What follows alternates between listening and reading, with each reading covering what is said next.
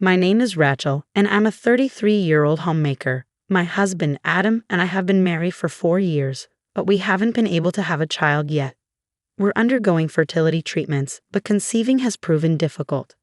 One day, as I was returning from the grocery store, I noticed a little girl, a complete stranger, squatting in front of my house. I wondered why she was outside in the cold, winter weather without a coat, so I approached her and asked, "Are you waiting for someone?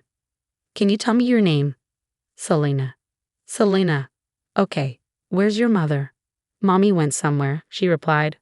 "Are you lost? What's your mother's name?" "Mary." "Mary?" My heart sank. Mary, the sender of the letter, was my older sister. She had left home at 20 and never returned. It's been nearly 17 years since we last saw her. As a teenager, she often ran away, got into trouble with men, and caused financial and emotional strain. Now to find out she had a child. Selena handed me a piece of paper. My hands shook as I opened it.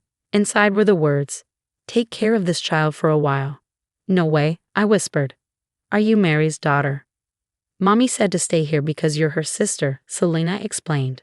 I took her hand and led her inside. She was freezing and trembling. I wondered how long she'd been outside. Mary had always been an irresponsible sister, but leaving her child like this was shocking. I'd always wanted a child, but couldn't have one. Pushing aside my feelings, I turned on the stove and wrapped Selena in a warm blanket. "Selena, are you hungry?" "Yes, I haven't eaten anything since yesterday." "You haven't eaten?" My concern deepened. "I'll get you some food right away." I heated up some pumpkin soup for her. Yesterday, I made some pumpkin soup and gave it to Selena right away. It was her first time trying it, and she eagerly drank a lot, clearly enjoying the taste. "This is delicious, it's really good," she exclaimed with a big smile. I was delighted to see her enjoy the soup so much, but it also saddened me, as I wondered what kind of meals she was used to.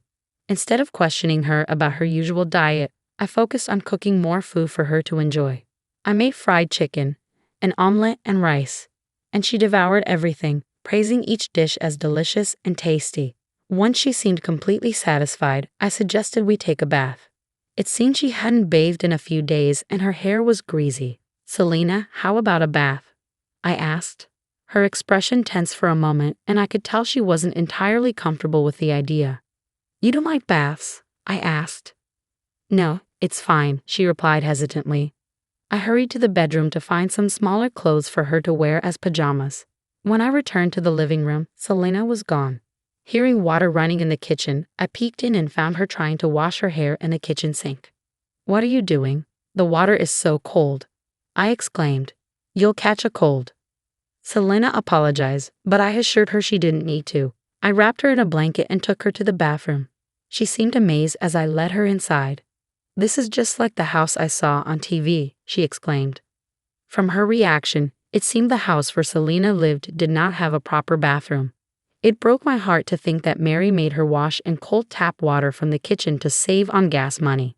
Holding back tears, I undressed Selena and gently placed her in the warm bathtub. "It's so warm. Are baths always this warm?" she asked, eyes wide with wonder. "Yes, they are. From now on, you can take a warm bath every day," I said. "Really? I'm so happy," she replied with a big smile. I helped Selena warm up and get clean in the bath. Her hair was slightly tangled, but I treated it to make it more manageable, and she soon looked like herself again. After dressing her in my loungewear, we relaxed on the couch in the living room as we waited for Adam to come home. When Adam walked in, Selena seemed startled and drew back in fear. "I'm home," he called out. "Welcome back," I replied. "This is the girl I told you about." "Hello," Adam greeted, but Selena continued to shy away. "It's okay," I reassured her. "This is my husband, Adam. He's very kind, so you don't need to be afraid of him." I explained the situation to Adam, and he was visibly upset. "What? That's unforgivable. We'll keep her here for a while." Of course, I agreed. How could she abandon her own child?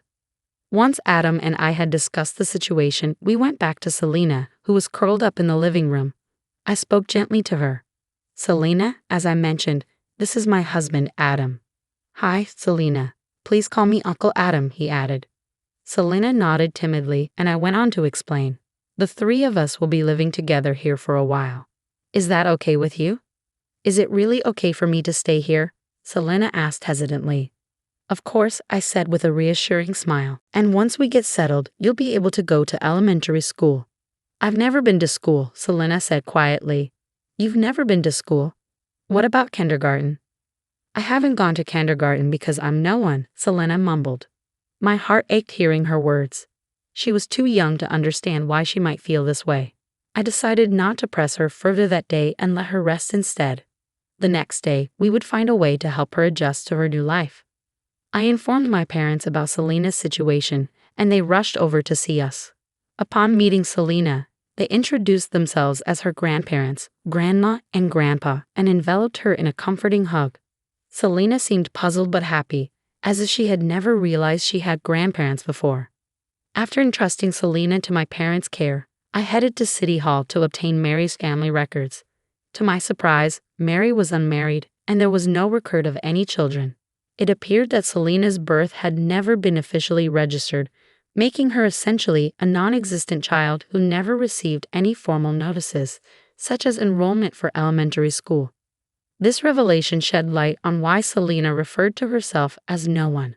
After consulting with various authorities, including the Child Consultation Center and the municipal office, we finally managed to establish Selena's family register. I happily informed her, Selena, now you can go to elementary school. I'm so happy for you. By this time, it had been over a month since Selena came to live with us, but she hadn't opened up much. She always seemed skittish, especially whenever Adam or I moved. Additionally, whenever she made a mistake, she would apologize excessively, curling up her body and covering her head. It was evident that Mary's past actions had left a lasting impact on her. Selena, you don't have to apologize so much, I reassured her. Uncle Adam and I will never get mad at you, and we will never harm you. I promise. Really? Selena asked with a glimmer of hope. Of course, I replied sincerely. I made a promise, but despite that, Selena's shyness persisted. However, as time passed, she gradually became more talkative and even began to smile more often. Then one day, Selena blurted out, I wonder when she will come for me. Those words struck a chord with me, evoking a sense of sadness. Despite Mary's mistreatment, Selena still longed for her mother. Since Selena's arrival, every day had been filled with joy for me. We had wanted children so badly and treated Selena as our own daughter. We hoped she would stay with us for a long time. The day after Selena's statement, she received an invitation to elementary school. I was relieved that she would finally experience the same school life as other children. Now that it's settled, we need to prepare for school, I said to Selena. We'll need to buy a school bag, stationery, and lots of clothes. Let's go shopping today for new clothes and stuff. I can get new clothes. I've already got some, Selena replied. It's not enough. You'll need more comfortable clothes for school, I insisted. So Selena, Adam, and I went to the shopping mall and got everything she needed for school. I was so excited about preparing for her school entrance that I ended up buying a lot of clothes and stationery. As we headed home, the three of us laughed and joked about buying too many things. However, to my surprise, I saw Mary standing in front of our house. Mom, Selena exclaimed. Mary responded coldly, It's not welcome home. What were you thinking? How dare you come here?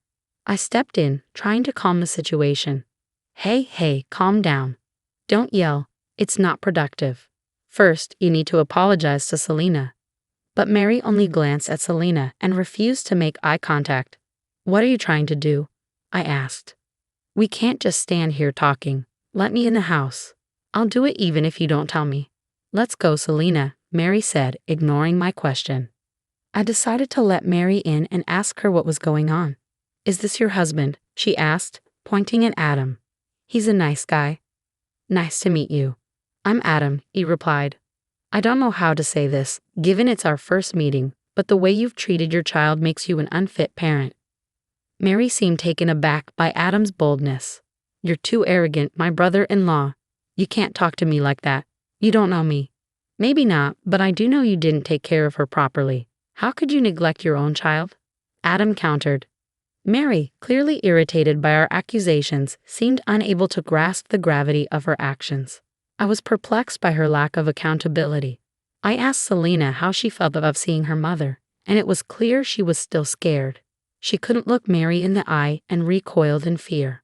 Initially, I assumed Selena missed her mother, but now I wasn't so sure. As I was contemplating this, Mary spoke up. "You two don't have kids, right?" she asked. "No, but so what?" I responded. "Well, I'm going to leave this child with you," she declared. "I've raised her through the toughest stages of her life. You should be grateful to have an older kid now." Adam was incredulous. "Do you even know what you're saying? You're abandoning your own child as though she's an object to be handed off." "I know exactly what I'm saying," Mary shot back. "I'm giving you childless people a kid to raise. You should be thankful." I shook my head in disbelief. "That's outrageous. We're not giving her back to you, even if you ask. We've already made her a family register, and she's going to start elementary school next month. We'll make sure she's happier than she was with you." "Oh, so you've made a family register for her," Mary retorted, seemingly indifferent. "I did," I responded. "Why didn't you file a birth certificate?" "Because if I had, they would know I have a child. I didn't want to disrupt my life for such a selfish reason." Mary's admission explained why Selena had been unable to attend kindergarten or elementary school. Her callous attitude continued to baffle me. "That's not right. Selena deserves an education. What you've done is neglect, not just active truancy," I told her, knowing that reasoning with Mary was pointless. Mary had apparently broken up with Selena's father before Selena was born and had never registered the birth. To date other men, she often left Selena alone, pretending to be unmarried and childless. Her goal was to find a new partner and raise her child. "We'll take care of Selena," I said, firm in my decision, "but please don't come back to see us again." "Then give me 10 million yen. I'm giving you a person, so 10 million is a small price to pay, right?" Mary demanded. "What are you talking about? You're trying to sell your daughter?" I was horrified. "Of course, I'm not going to pay you though. Selena is a human being," I said firmly. When I refused to pay, Mary threatened to take Selena back and confine her at home, forcing her to wash with cold tap water again. "I won't let you do that," I said. "Fine, 10 million then," she retorted. "Well, I can't get it for you today. You'll have to come back later to pick it up.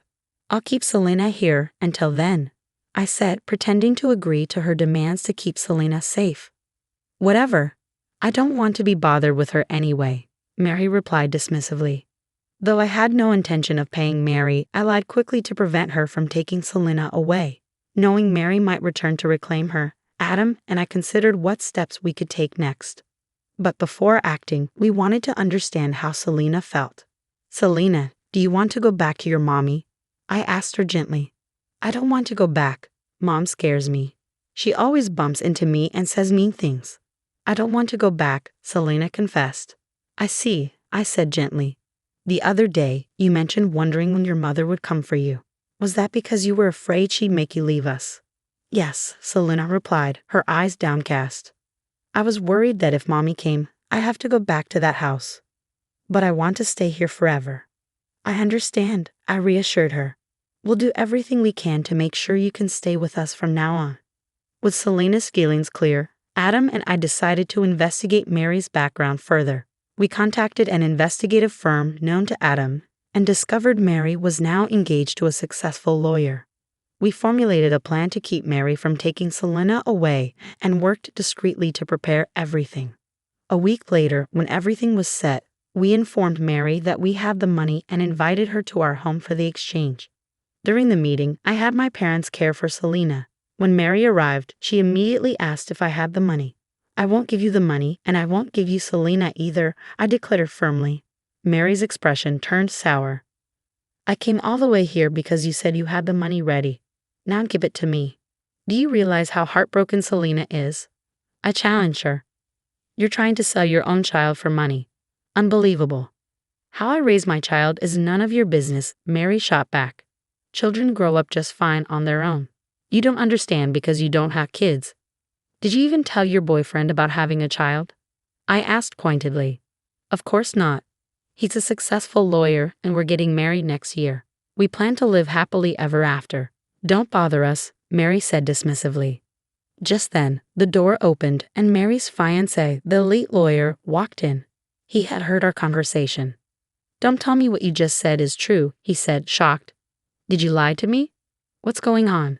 Why are you here? You told me you were unmarried and childless.